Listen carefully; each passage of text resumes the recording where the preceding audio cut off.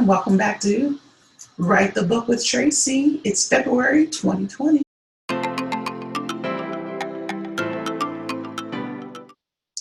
Now we're going to talk about the back matter of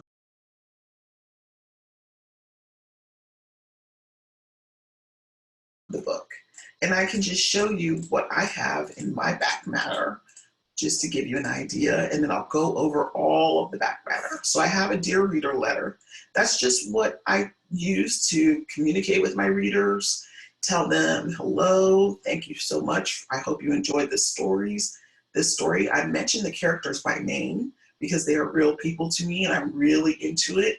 I also give them all of my Amazon, Barnes & Noble, Goodreads links, again, for the ebook, and ask them to go to those things and share or leave a message or drop a note to me, and also follow me on those platforms. So this is really important from a marketing standpoint for you to put those things in just for that reason, and also how to email me personally.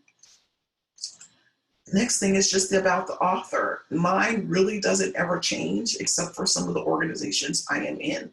I may have been in some of them in one book and then a year later I'm not in some of them. So I try to keep my bio the same just for uniformity. I don't change it a lot or that often. And those are really the only two things that I keep in the back of my book. Something that I will do in the future for the next coming books is to include, especially for the ebook, because you get to use color and most people's screens are reading on their phone or their tablet or their iPad, is to put in pictures of your other books that you have, especially if they go with the series. Or you can even say, did you enjoy the Parker Brothers series? Well, get ready for the Jameson family series. That's the series that I'm in right now. So that'll be something to think about. And it's also a marketing tool for you to use in order to get the book done and get the book into other people's hands. If you're interested in seeing this page, it is on my Instagram and it'll still be there. Now, so many things for the back matter. It is crazy and even somewhat overwhelming. As you saw, the front matter was not that much, just a few things that you can do and that you can have. And I only have maybe 4 of these things in the front matter of the book that I use. So there's the cover, title page, copyright page, also by page, and acknowledgements. And then we get into chapter 1. And I have more things in front matter than I do in back matter. So I only have 2 things, the Dear Reader letter and the About the Author page in the back matter. So for this page, this is what you can have, the back matter. All of these are pretty much self-explanatory. The only thing that I didn't really know what it was the colophon. And that is an imprint or something that your publisher uses. I think it's a very older term, probably when they were using printing presses. I'm not sure, but that's what I'm going with. When they were using printing presses, they would have a seal or something special to know where the book came from, who printed it, what press, and probably some kind of decorative something almost like a notary or something that burns into the paper. And it was a very distinctive, probably, type of seal. I'm sure there are some scholarly printers and people, historians, that can correct me on that in the comments. That would be great.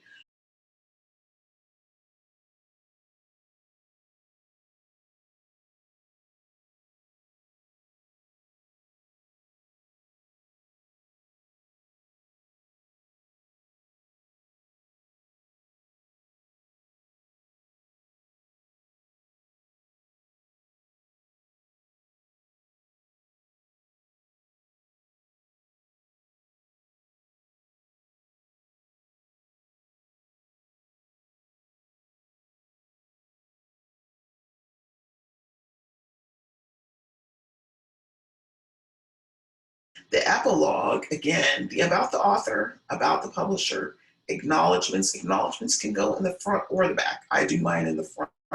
Because usually if I dedicate a book or acknowledge a family member, I want them, they're probably not interested in the book per se, especially if it's fiction and it's romance. They're not necessarily interested, but I know that I will probably sign the book for them and give them a copy. And as such, I want them to see their acknowledgement in the front and to know, because I know that's probably as far as they're going to get. They'll probably only get to page 5, read it and be like, oh, that's so good, honey. Good for you, my little cousin, my little niece, what have you. And so that's as far as they're going to get. But if they'll see that in the front and know that they were acknowledged and or dedicated the book to them, and so that is one way to ensure that they see that is put it in the front. But you also can put it in the back. And remember, in self-publishing, there is no right or wrong. Yes, you want your book to look as professional and as similar to other people's books and other people and what they're doing and what the industry says how it should look and feel.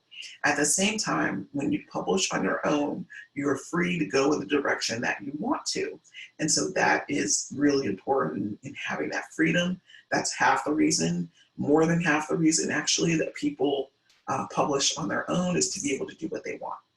So those will be just decisions that you need to make on your. So we have the about the author page, about the publisher, the acknowledgements, the afterword, the appendix. The appendix is something that I'm really thinking about doing simply because I want in my nonfiction book about the jump, I'm going to be talking about a lot of different things from doing your will to financial planning. And I also want to have the resources for people to look at, refer to, and a book list of a bunch of other books that you should read as you prepare to become your own person and either do your own business or live off your retirement or whatever you have that you're planning to do in order to leave corporate America and make it on your own. The author's note to me is no more than the dear reader. It could be something more formal as opposed to a note that you want to leave for the readers, but really I don't see much difference in what it really is. You'll have a bibliography, a biographical note that is also similar to about the author, the colophon, the conclusion, credits, dedication, epilogue is similar in prologue in that I believe it is in more so in fiction. And it kind of, again, if there is a time lapse in fiction, after all the story is done, let's say they get married and you want to show them having a child. So you would just write an epilogue, and at the top of the epilogue, it would say, or at the beginning of the epilogue, it's not at the top of the page. Most chapters start about halfway down. It would say, you know, a year later or 2 years later, I have done that as well. And you would go on to do that final chapter. Either you show the wedding or the birth of the baby, they're bringing the baby home, little things like that, or even something that you left in the story and you kind of wonder how it worked out. And it would take time for that to really work out. Obviously, it takes time to have a baby, 9 months, and then some, and you want to show that to your readers, then you would skip time and have the epilogue. The glossary, index, miscellaneous notes, other books by the author. That's the same as also buys that, you know, would go in the front if I want people to see. But I also see value in having it in the back, the also buys, because if people finish the book and really enjoy it, they will say, wow, I wonder what else this person wrote, and then want to go and get it. And it'd be also important to have those links and show people where to go to get their next books. Those links are very important in that they lead to evergreen material or evergreen content. Evergreen means that the book could be 10 years old and the links still work. So it'll be important for those links to be something that you can use forever. You don't want people to click on them and then be like, wow, these are dead links, or they lead somewhere else. They don't lead to your book and what you want to share with your reader. And then the reader loses interest and you've lost a potential sale. So it'll be important for those links in all of your books to be evergreen. If you quoted anybody or if you use their wording, even with permission, you want to make sure that you have a note that this was used with permission from this book or from this article or what have you. It's almost like a citation, but you're showing that you have permission to use that. And it is in there, and you cited it properly, and you have permission to use it. Even if it's a song lyric, even if it's something somebody said, you need those permissions.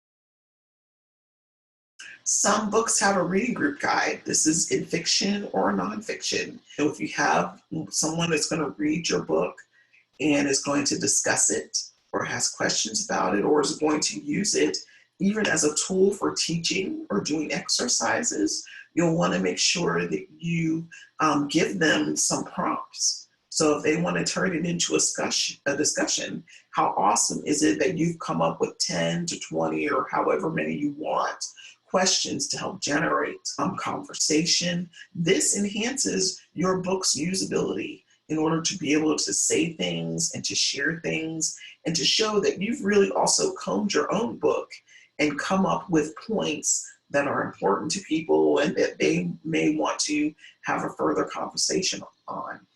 I have done even reading group guides for my nonfiction books after the fact. I didn't necessarily put them in the book, but if I wanted some book clubs who wanted to talk about my book, I put them on my website. And that is something that I can put on the Dear Reader page or the last page and say, by the way, it's another draw to people to come to your website and also a way for them to say, oh, let's go get the reading guide and let's discuss. So if you want that extra step or you want to just keep it in the book, they're both perfect things to promote further engagement about your book and to get people talking about things that occur inside your book. Resources, any sources, people that gave you information, people that you interviewed, that is something that I'm thinking about having in this nonfiction book before the jump. What are some sources? I'm thinking about going to talk to a financial planner and for her or him to tell me, you know, what are the concerns people have after they leave their career? What are the issues that you see that are major in a person's life? Probably unexpected death, preparing for long-term care. Those are the things that I'm looking for a financial planner to tell me, because remember, I'm getting my ducks in a row and I want to know what are the major pitfalls that people have because they leave early and they didn't account for certain emergency situations that they could have counted for and then mitigated as a result of being more prepared, more aware, and more educated about what they're doing. And then suggested reading. I love this. If I read something and I want to know what other books are similar, or even if they're not similar, but they're around the topics of finances and long-term planning and, you know, maybe real estate and starting and investing. Those are the things that I would put as other books like the one that I'm writing. So we have talked about the front and the back matter, and the rest is just the interior of the book, the main chapters, all the chapters together. Those will be coming together. But again, I cannot stress enough how motivating it is, how even fun it should be to work on these pages wherever stage you are so that you are that much closer to being ready to publish, being ready to go. The inside will come as a result sometimes of you writing these things.